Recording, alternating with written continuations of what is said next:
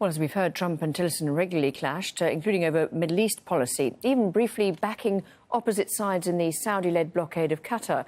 Osama bin Javed looks at the turbulent relationship between the president and his top diplomat.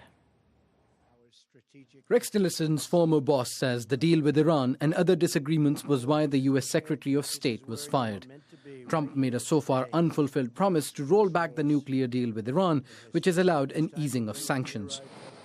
The brewing Cold War in the Persian Gulf between Arab nations would have been a test for any career diplomat.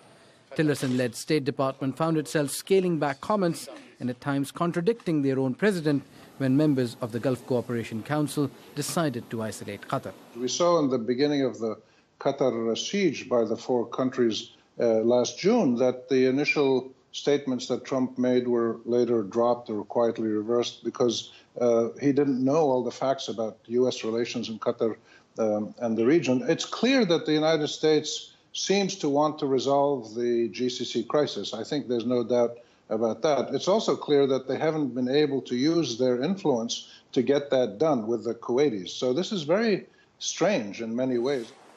In recent weeks, more details have emerged on how a concerted effort was being made from the Middle East to get rid of Rex Tillerson. This man, businessman George Nader, has been questioned about his ties to the Emirati government and his meetings with White House officials.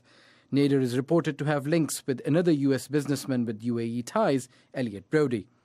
According to leaked emails obtained by the BBC, Brody reportedly lobbied against Secretary of State Rex Tillerson because he opposed the blockade against Qatar. Brody wanted Trump to hold secret talks with the UAE's Crown Prince and throw his support behind the blockading countries. Tillerson also disagreed with the current administration's backing of the Saudi government, a major weapons importer. He criticized Saudi Arabia for its meddling in Lebanon and disagreed with the Saudi position over the ongoing war in Yemen. Tillerson urged Saudi Arabia, in his words, to be a bit more measured and a bit more thoughtful in its actions. The top US diplomat cut short his trip to African nations and abruptly returned to Washington.